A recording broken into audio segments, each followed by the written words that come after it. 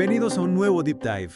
Hoy nos sumergimos en la comunicación afectiva permanente y afectiva, o como la llamaremos, SEPA, durante ese episodio. ¡Me encanta! ¿Listos para mejorar nuestra comunicación y nuestras relaciones? Totalmente. Y déjenme decirles que este material no tiene nada de aburrido. Vamos a explorar el libro de Sergio Montoya Chica, que está lleno de ejemplos de la vida real, humor y consejos prácticos para comunicarnos mejor en cualquier situación. Exacto. De hecho, el libro comienza con una anécdota divertidísima sobre un tal Kun Chan que llama a su jefe para decirle que está enfermo. ¿Y sabes qué le responde el jefe? Que se busque una esposa. Imagínate, una situación que se podría haber evitado si hubieran tomado en cuenta la cepa empezando por el contexto. Claro, porque a veces pensamos que con decir las palabras correctas ya está, pero no es así. El libro nos habla de 6 contextos que influyen muchísimo en cómo se recibe un mensaje. 6. Sí, 6.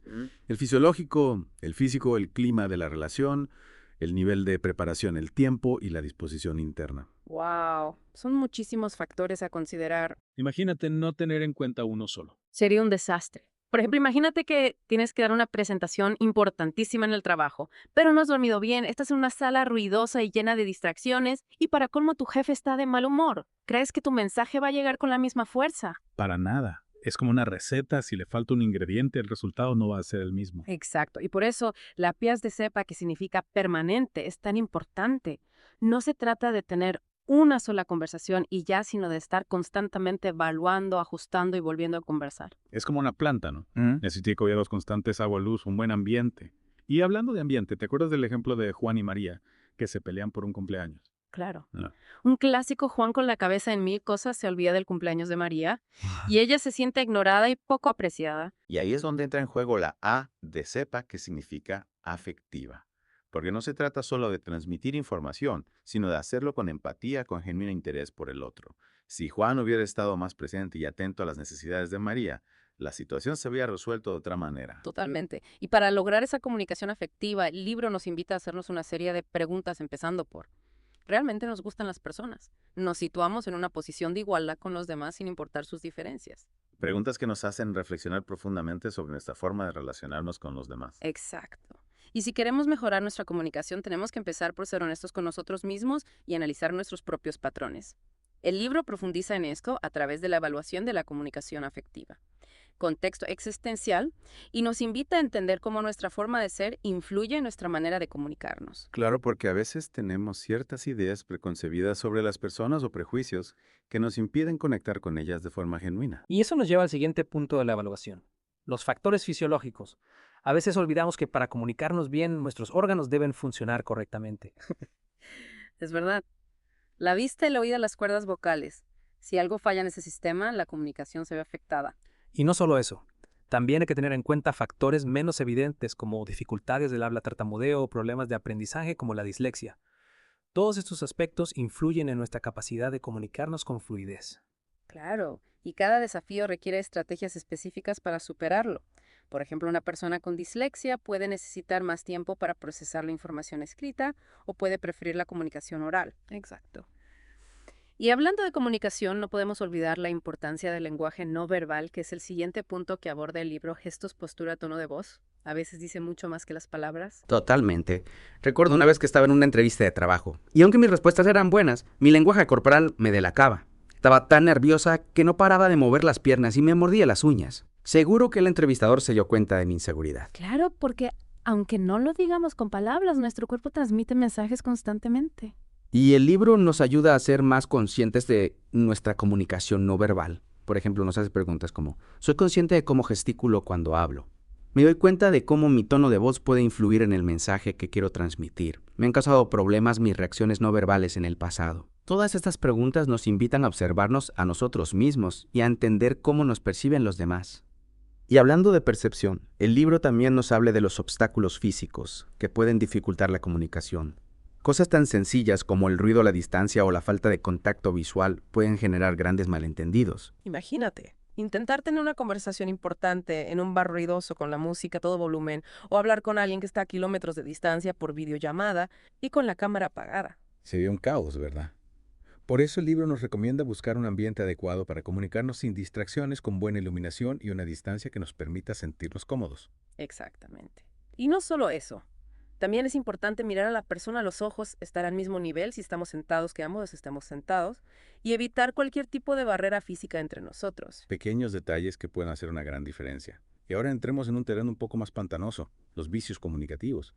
Aquí es donde las cosas se ponen interesantes. El libro identifica 3 vicios principales que sin darnos cuenta pueden sabotear nuestra comunicación: la distorsión, las generalizaciones y las suposiciones. Empecemos por la distorsión. Es como el juego del teléfono. Bueno. Un mensaje que se va deformando a medida que pasa de persona a persona. Exacto. Y a veces sin querer somos nosotros mismos quienes distorsionamos la información, ya sea porque no escuchamos con atención, porque añadimos detalles que no estaban en el mensaje original o porque interpretamos las cosas a nuestra manera. ¿Te ha pasado que te llega un chisme y luego descubres que la historia real era completamente diferente? A mí me ha pasado. Y es que a veces somos muy rápidos para juzgar o para sacar conclusiones sin tener toda la información. Y por eso el libro nos invita a ser más cuidadosos con la información que transmitimos, a contrastar las fuentes y asegurarnos de que lo que decimos se ajusta a la realidad. Y hablando de generalizaciones, creo que todos hemos caído en la trampa de usar palabras como todos, siempre o nunca. Claro, esas palabras son muy peligrosas porque generalizan y encasillan a las personas o a las situaciones de forma injusta. Es como decir, todos los hombres son iguales o las mujeres siempre llegan tarde. Afirmaciones que no solo son falsas, sino que también pueden herir a las personas. El libro nos anima a ser más precisos en nuestro lenguaje, a evitar las etiquetas y a hablar desde nuestra propia experiencia sin generalizar. Y por último, pero no menos importante, tenemos las suposiciones. Ese enemigo silencioso de la buena comunicación. Las suposiciones son ideas que damos por ciertas sin tener pruebas suficientes, y a menudo nos llevan a malentendidos y conflictos. Como pensar, seguro está enojado conmigo porque no me contestó el mensaje, sin siquiera preguntarle la razón. Exacto. Y ahí es donde la comunicación asertiva entra en juego. En lugar de suponer, es mejor preguntar, aclarar las dudas y expresar nuestras necesidades de forma clara y respetuosa. Y con esto llegamos al final de la primera parte de nuestro Deep Dive sobre la cepa. Hemos explorado la importancia del contexto, la naturaleza continua de la comunicación efectiva, y algunos de los desafíos que enfrentamos como los vicios comunicativos y los obstáculos físicos. En la segunda parte nos adentraremos en un terreno aún más desafiante, los vicios actitudinales. No se la pierda. De vuelta en nuestro Deep Dive sobre la cepa. En esta segunda parte nos adentraremos en un terreno un poco más complejo, pero fundamental para construir relaciones sanas y comunicarnos de forma efectiva.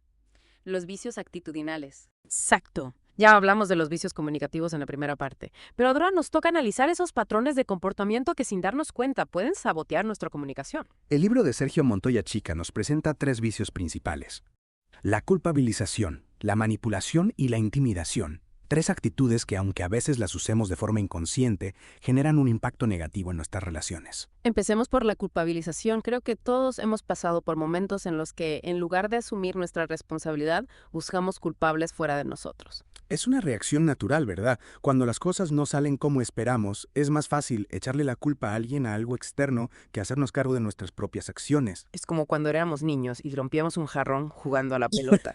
O en lugar de decir fui yo, decíamos fue mi hermano o el gato lo tiró. Exacto. Y aunque de niños puede ser una reacción inocente de adultos, la culpabilización se puede convertir en un patrón tóxico que nos impide crecer y aprender de nuestros errores. Claro, porque si siempre estamos buscando culpables fuera de nosotros, es difícil tener una conversación honesta y constructiva.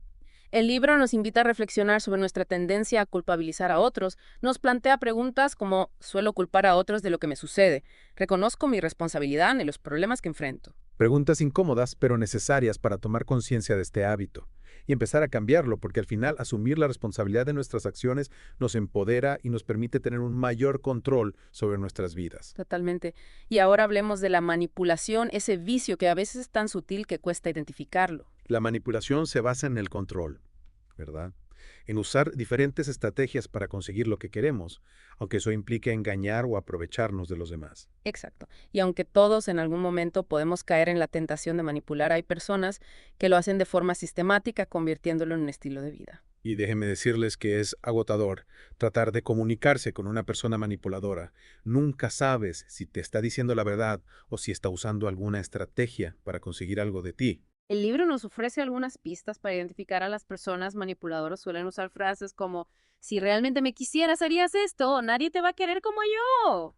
También suelen tergiversar la información victimizarse o hacerte sentir culpable para que cedas a sus deseos. Es importante estar atentos a estas señales y poner límites claros con las personas que intentan manipularnos. Y si somos nosotros los que estamos usando la manipulación como herramienta, es fundamental reconocerlo y buscar ayuda para cambiar este patrón. Totalmente, porque la manipulación a la larga destruye la confianza y daña las relaciones. Y por último, hablemos de la intimidación, una actitud que lamentablemente está presente en muchos ámbitos de nuestra vida. La intimidación busca generar miedo en el otro para controlarlo, puede ser física, verbal o psicológica, y sus consecuencias pueden ser devastadoras. Desde el bullying escolar hasta la violencia doméstica, pasando por el acoso laboral, la intimidación crea un ambiente de miedo e inseguridad que impide una comunicación sana y fluida. Y es que cuando nos sentimos intimidados nos cuesta expresar nuestras opiniones con libertad, defender nuestros derechos o simplemente decir ¡no! El libro nos invita a reflexionar sobre la presencia de la intimidación en nuestras vidas.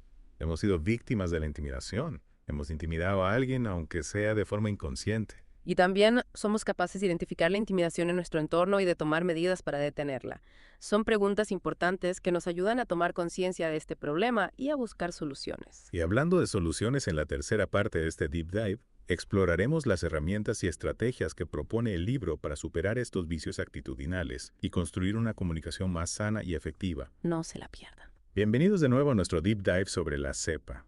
Ya en la última parte de este viaje, y la verdad me siento con energía renovada después de analizar esos retos que enfrentamos en la comunicación. Pero bueno, como dicen por ahí, no hay mal que dure 100 años ni cuerpo que lo resista. Totalmente. Y por suerte, el libro no se queda solo en el diagnóstico, sino que nos ofrece un montón de herramientas y estrategias para superar esos vicios actitudinales que tanto daño hacen a nuestra comunicación, listos para pasar a la acción. Listísima.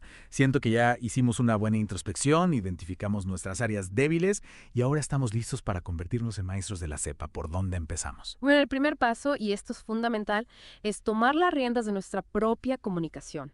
Dejar de lado la culpa, las excusas y asumir la responsabilidad de lo que decimos y cómo lo decimos. O sea, dejar de señalar con el dedo a otros y empezar a mirarnos en el espejo, ¿no? Como en el ejemplo de la presentación en el trabajo.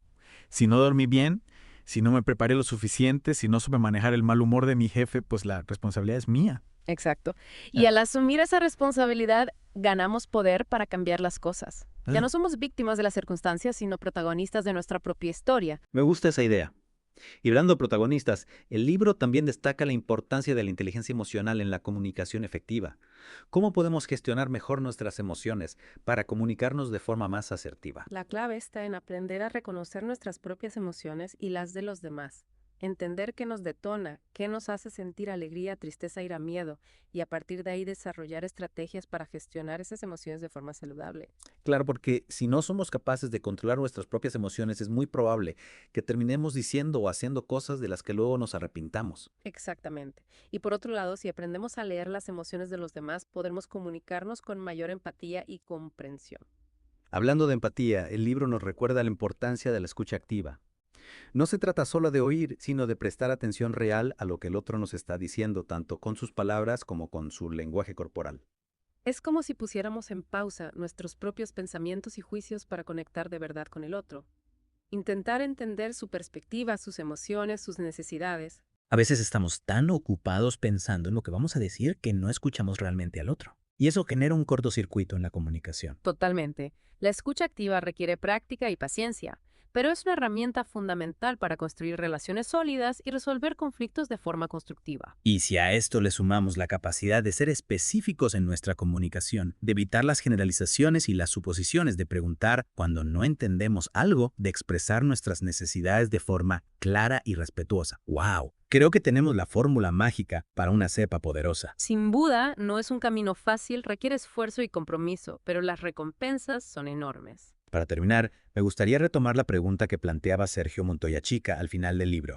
¿Están nuestros dispositivos conectándonos o aislándonos? Una pregunta que nos invita a reflexionar sobre el papel de la tecnología en nuestras vidas.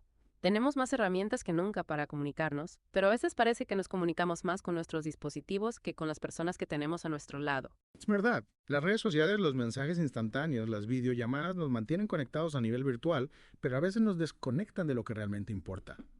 Contacto humano, la presencia, la mirada, el abrazo. Por eso es fundamental encontrar un equilibrio entre el mundo virtual y el mundo real, usar la tecnología como una herramienta que nos facilite la comunicación, pero sin olvidar que la verdadera conexión se construye cara a cara, corazón a corazón. Y con esta reflexión, queridos oyentes, llegamos al final de nuestro Deep Dive sobre la cepa. Esperamos que las herramientas y estrategias que hemos compartido les sean útiles para mejorar su comunicación y sus relaciones. Recuerden que la cepa es un camino que se construye día a día con paciencia, empatía y mucho amor. Hasta la próxima.